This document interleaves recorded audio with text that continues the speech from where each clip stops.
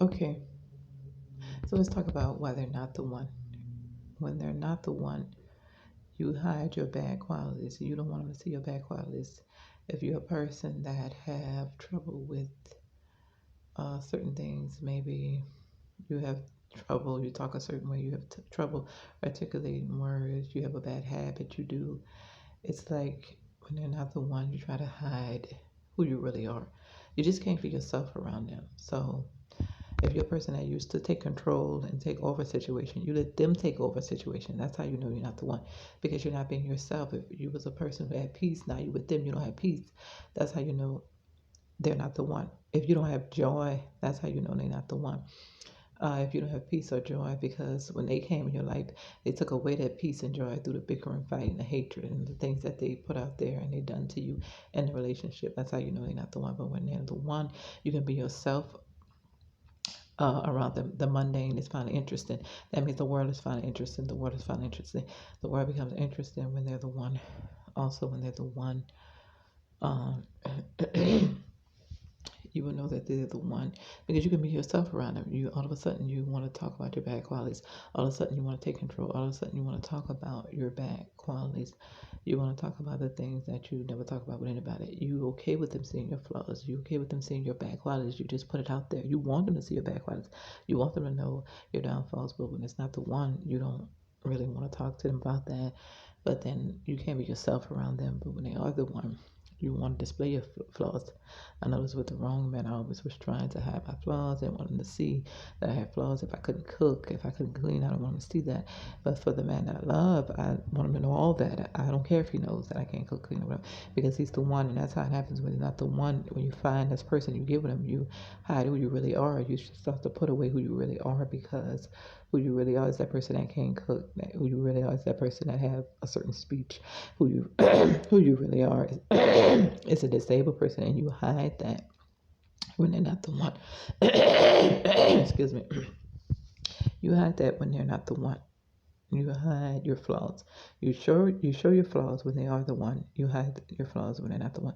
And you just can't be yourself around that. It's a known fact. It's a known fact that so it's already out there. It's a known fact that when you find the one, you can be yourself around them. When you're not the one, you can't be yourself. Also, you always when they're not the one, you always try to change them. When they're not the one, you're always trying to change them. You're always trying to change them. You're constantly trying to change who they are. Don't wear this, wear that. You look good in this, don't wear this, wear that. You'll say stuff like that. If they naturally wear certain things and they like to wear certain things, you want them to wear something else. Why? They're trying to change you constantly on just about everything because they're not the one for you. The one will accept you who you are. Yeah, when she's trying to fashion you to be somebody else, that's because she wants somebody else. That's because she's meant to be with somebody else. When you're trying to fashion her to be somebody else, it's because you're meant to be for somebody else that's already fashioned for who you are. Why? Because God said, I will make it help me suitable for you. I will make it help me that's already fashioned for you. So the person that God created for you is already fashioned for you, already made for you, already they're like what you like. Okay? This is for those who are looking for their soulmate, not just somebody, but the one that God wants you with. Excuse me. They already fashioned for you, so you're not gonna try to have to make them fashion for you. You're not gonna try to make them do this and do. They come fashion you. They come already. What you like is already in them. They not perfect. They may have some flaws. They're not perfect, but they come fashion for you. They come fashion the way you like. They come fashion the way you like. They come with the standard that you have. Like you have a certain standard. I just can't be with somebody that's this and this and that, but I can be with somebody that's this and this and that. They come like you like. They're the person you like. Their attitude is like you like. Their personality is like you like. Because when they're the one, you like their personality like no other. When they're the one, you like their personality like no other. When they're the one, you like their personality like no other. When they're not the one, you start off liking a part of their personality, but when you get to know them, you find out there's way too many things about them you don't like. When they're not the one, you start off liking a part of their personality, but when you get to know them, there's way too many things about them you don't like. So this is how it goes, and this is how you would know in a relationship. But the one God has fashioned for you is the one comes with the things that you like. Your joy, your happiness is there. How do I know? Because the scripture, there's a scripture to go with this. Wait a minute, there's a scripture to go with this. God said, I will make a help me suitable for you. God told Adam, I will make a help me suitable for you. So to help me that God created you, God said, I will make a help me suitable for you. So to help me that God has for you is suitable for you. It's fashion for you. Suitable means fashion, created, compatible, uh, connection, compatible connection, and y'all are compatible with one another, and y'all are fashioned for each other. You was created for each other, suitable for each other. That means to work well with, to go get along good with. If you're not getting along good with them, y'all is bickering. They don't. She doesn't accept your vision. It's a man I love. To the man I love. She doesn't accept your vision. She doesn't accept your heart. She doesn't accept things about you that are just naturally you. It's because she's not fashioned for you. This person was not fashioned for you. That's why y'all don't get along. This person is not fashioned for you. That's why you always bicker.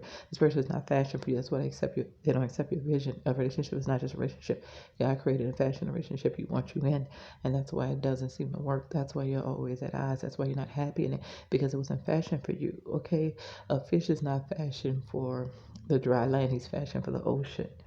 Okay, the zebra is fashioned for the land, not in the water. He can't thrive in the water. So you are fashioned for the person that God created you for. That you can try to do it, but how long is it going to last before death comes? Okay, death will come to that fish if he stays out the water too long. Death will come to that zebra. He will drown if he stays in that environment too long. You were created for a certain environment, like animals were created for a certain environment. You were created for a certain environment to be in a certain environment. If you're not in the environment, you can't thrive. If you're not in the environment, you cannot go further. If you're not in the environment, you can't go higher. If you're not in the environment, it won't be happiness. It won't be peace.